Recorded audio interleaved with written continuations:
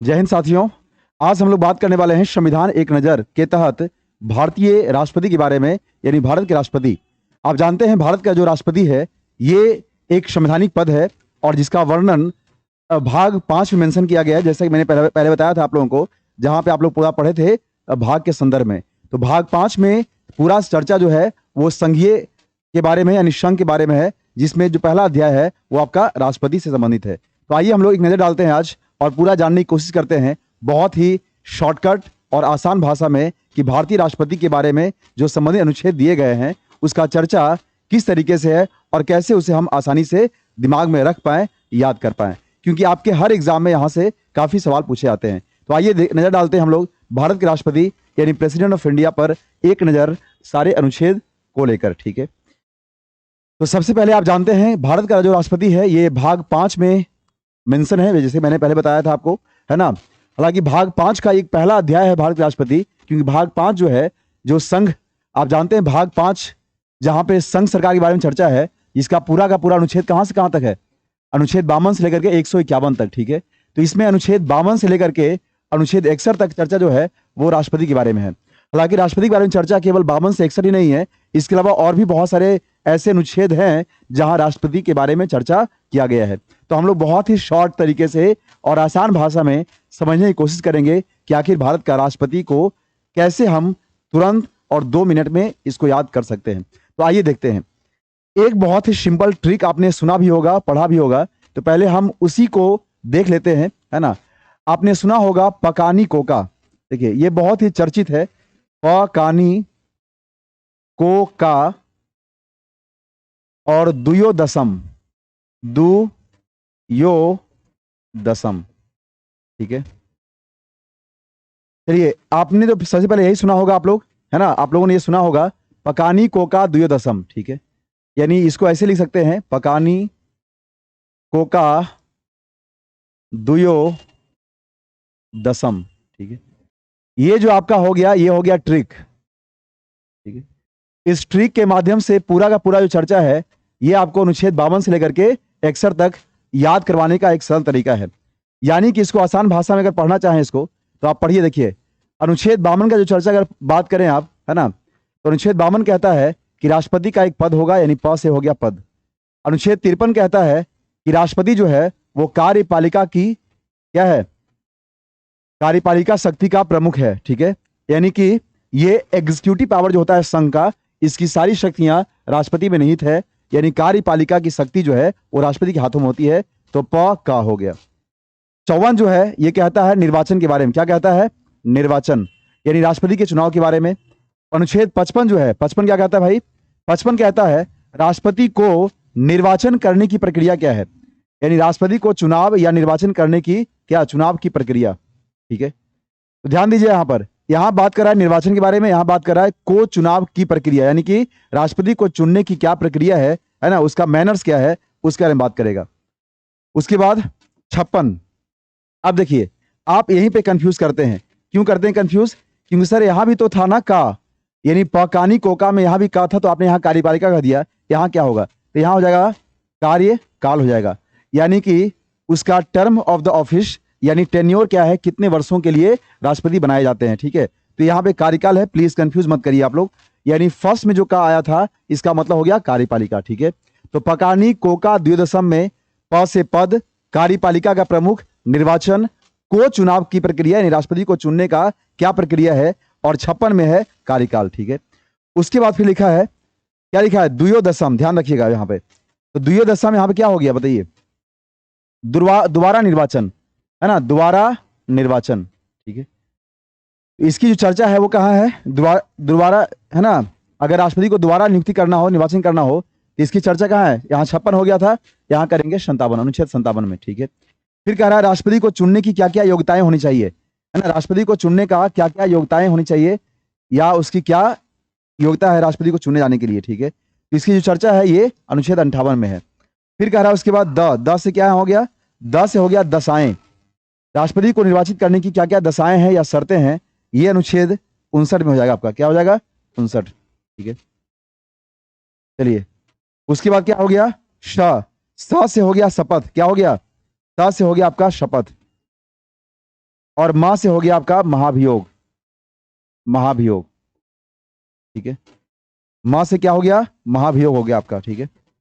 तो शपथ हो गया 60 में, महाभियोग हो गया 61 में।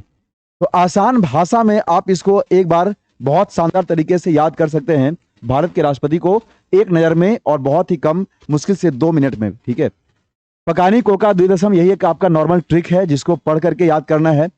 पकानी में प से क्या होता है, पद के बारे में चर्चा करता है, ठीक है। उसके बाद 53 जो कहता है कार्यपालिका की शक्ति का प्रमुख राष्ट्रपति है, यानी कि कार्यपालिका की शक्ति का जो पावर है ना, वो क्या है, राष्ट्रपति के हाथों में निहित है। 54 कहता है राष्ट्रपति का निर्वाचन, यानी उसका चुनाव होगा राष्ट्रपति का, ठीक है।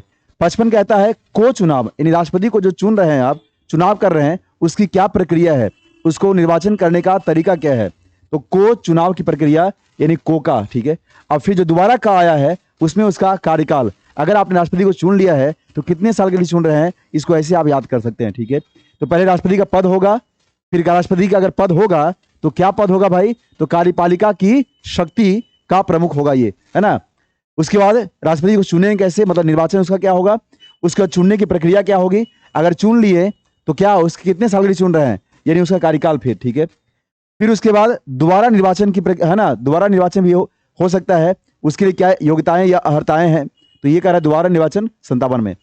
राष्ट्रपति पद को बनने के लिए, राष्ट्रपति पद को चुनाव लड़ने के लिए क्या क्या योग्यता होनी चाहिए, चर्चा यहाँ पर 58 में कह रहा है। 59 कह रहा है उसकी दशाएं, यानी राष्ट्रपति बनने के लिए क्या क्या शर्तें और दशाएं होनी चाहिए, उसके बारे में हम बात कर रहा है। 60 में कह रहा है शपथ के बारे में, और 61 कह रहा है उसका महाभियोग के बारे में, ठीक है। तो ये तो था ट्रिक के आधार पे, आइए हम इसको थोड़ा और डिटेल में देखने की कोशिश करते हैं। देखिए ध्यान दीजिएगा, जैसा कि मैंने पहले ही बता दिया आपको, है ना, अनुच्छेद 52 क्या कहता है, अनुच्छेद 52 कहता है कि भारत के राष्ट्रपति का एक पद होगा, ठीक है। तो राष्ट्रपति का पद जिसकी चर्चा कहां पे, अनुच्छेद 52 में है, ठीक है। मेरे साथ साथ आप लोग बोलते आइएगा, आपको याद हो जाएगा। अनुच्छेद 53 कहता है कि भारत की जो राष्ट्रपति है ये कार्यपालिका, है ना, का प्रमुख होगा, यानी कार्यपालिका की शक्ति इन्हीं के हाथों में होगी, जिसे हम इंग्लिश में एग्जीक्यूटिव पावर बोलते हैं। क्या उसको बोलते हैं हम लोग, executive power of the union, यानी संघ की कार्यपालिका शक्ति राष्ट्रपति के हाथों में निहित होगी, ठीक है। चलिए 54 कहता है निर्वाचन, यानी राष्ट्रपति का जो निर्वाचन है, चुनाव है, ये चुनाव अनुच्छेद 54 के माध्यम से होगा। जैसा कि आप जानते हैं कि राष्ट्रपति का जो चुनाव हो है ये प्रत्यक्ष मतदान से नहीं होता है, यानी इसका चुनाव प्रत्यक्ष तरीके से नहीं होता है, जैसे हमारे यहाँ लोकसभा या विधानसभा राज्यों में आप जानते होंगे, है ना, का चुनाव जो होता है, यानी एमपी और एमएलए जो बनते हैं, इनका चुनाव प्रत्यक्ष मतदान से होता है। हम सब लोग जिनकी उम्र 18 साल से ऊपर हो चुकी है, जो वोट देने के लिए एलिजिबल हैं, वो जाकर के क्या करते हैं, वोट करते हैं, और तब उनके क्षेत्रों से जो लोग हैं, चाहे वो एमपी हो गए या एमएलए हो गए, उनका चुनाव होता है और फिर वहां पर जाकर के बनते हैं, ठीक है। तो उस तरीके से राष्ट्रपति का चुनाव नहीं होता है। राष्ट्रपति का जो चुनाव होता है ये अप्रत्यक्ष तरीके से होता है, जिसे हम परोक्ष निर्वाचन कहते हैं। और इनका चुनाव होने के लिए एक विशेष तौर पर निर्वाचक मंडल बनाया जाता है, जिसे इंग्लिश में हम इलेक्टोरल कोलाज बोलते हैं। और इसमें कौन कौन लोग होते हैं भाई, यानी इनके निर्वाचक मंडल में कौन कौन लोग होते हैं, कौन कौन शामिल होते हैं इसमें, तो इसमें शामिल होते हैं भारत के जो जितने भी लोकसभा के सदस्य हैं, है ना, यानी एमपीज जिसको हम बोलते हैं, राज्यसभा के सदस्य, और राज्यों से जितने एमएलएज हैं, जो इलेक्टेड एमएलएज हैं, जिनका आपने चुनाव किया है, यानी सभी राज्यों के विधानसभा सदस्य, साथ ही साथ यूनियन टेरिटरीज यानी केंद्र शासित प्रदेश से, ठीक है ना, जो भी बनेंगे उनका भी यहां पर होगा, ठीक है। तो इस तरीके से ये सभी लोग क्या होते हैं, पार्टिसिपेट करते हैं, भाग लेते हैं इसमें, ठीक है।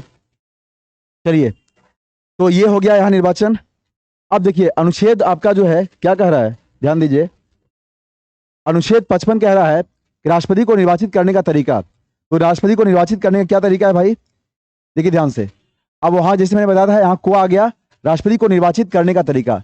तो मैंने अभी बताया था आपको कि राष्ट्रपति को चुनने के लिए क्या है, एक निर्वाचक मंडल बनाया जाता है, यानी कोलाज, ठीक है ना, इलेक्टोरल कोलाज, ठीक है। और इनका मतदान अप्रत्यक्ष तरीके से होता है। और इसको निर्वाचित करने के लिए जैसा कि मैंने बताया आपको कि कौन कौन लोग भाग लेते हैं, लेकिन इसको निर्वाचित करने का जो तरीका है, इस तरीका को हम बोलते हैं एकल संक्रमणीय पद्धति, यानी सिंगल ट्रांसफरेबल वोट सिस्टम, ठीक है। अब यहां पर इसको जानने के लिए थोड़ा सा इसका एक कैलकुलेशन है, मैं केवल आपको बता देता हूं, ध्यान से सुन लीजिए। जब हम लोग यहां पर जो राष्ट्रपति का ये तरीका निकालते हैं इसको वोटिंग करने का, सिंगल ट्रांसफरेबल वोट सिस्टम जो होता है, यानी एकल संक्रमणीय पद्धति, तो इसका तरीका क्या होता है, बहुत सारे बच्चे कंफ्यूज करते हैं यहाँ पर।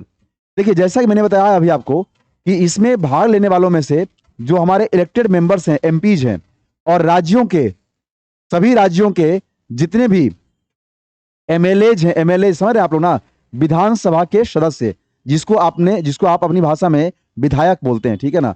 तो पहले तो हम लोग हर एक एक विधायक का वोट निकालते हैं, क्योंकि यही लोग तो पार्टिसिपेट करते हैं राष्ट्रपति के मतदान करने के लिए। तो एक विधायक का यानी एक एमएलए का वोट निकालने के लिए उसका जो तरीका होता है, वो तरीका क्या होता है, आइए इसको हम थोड़ा आसानी समझ लेते हैं। यानी कि एक एमएलए का वोट, ठीक है, एक एमएलए का वोट कैसे निकाला जाता है, उसको निकालने का जो तरीका होता है वो क्या होता है। तो सबसे पहले तो जिस राज्य का एमएलए का वोट निकालना है आपको, उस राज्य की कुल जनसंख्या, है ना, कुल जनसंख्या यानी टोटल पॉपुलेशन उस राज्य की, यानी जिस राज्य के एमएलए के निकाल रहे हैं, ठीक है, ये हो गया आपका। इसके अलावा ध्यान दीजिएगा, बहुत ध्यान समझिए प्लीज, थोड़ा सा इसको समझ लीजिए आप लोग। यानी उस राज्य की क्या हो जाएगा यहां पर, कुल जनसंख्या, ठीक है। उसके अलावा क्या होता है इसमें कि जितने भी लोग, ध्यान दीजिए यहां पर, उस राज्य की आपने कुल जनसंख्या ऊपर लिख दिया है। उसके बाद उसी राज्य के, यानी जिस भी राज्य के निकालना चाह रहे हैं, उस राज्य के टोटल नंबर ऑफ एमएलए कितने हैं, यानी कुल एमएलए की संख्या, यानी उसी राज्य की, ठीक है, उसी राज्य की, यानी उस राज्य की कुल जनसंख्या में क्या कर रहे हैं, उसी राज्य के कुल एमएलए की संख्या से भागा दे रहे हैं, ठीक है। और आप इसको 1000 से और भागा दे दीजिए। मतलब आप मोटा मोटी ये कहें कि कुल एमएलए की संख्या, उसी राज्य की कुल एमएलए की संख्या में आप 1000 से गुणा कर दीजिए, या ओवरऑल में आप 1000 से भागा दे दीजिए। तो इससे निकलता है एक एमएलए का वोट निकलता है। क्या निकलता है, एक एमएलए का वोट। अब देखिए एक एमपी का वोट कैसे निकलता है भाई, एक एमपी का वोट कैसे निकलता है। तो एक एमपी का वोट निकलने के लिए सबसे पहले क्या होगा, अभी आपने एक एमएलए का वोट निकाला था कि जिस राज्य के एमएलए का वोट निकालना है, जैसे बिहार का निकालना है, तो बिहार की कुल आबादी बटे बिहार में चुने गए जितने भी एमएलए हैं उनकी संख्या, और आप नीचे ही 1000 से इसमें गुणा करेंगे, या ओवरऑल में 1000 से भागा दे देंगे, ठीक है। ये तरीका होता है। तो जब एक एमएलए का वोट मिल गया आपको, तो अब एक एमपी का वोट निकालने के लिए क्या करेंगे आप, तो एक एमपी का वोट निकालने के लिए आपको करना होगा कुल एमएलए, है ना, कुल मतलब सभी राज्यों के, ध्यान दीजिएगा, सभी राज्यों के कुल एमएलए के वोटों की संख्या,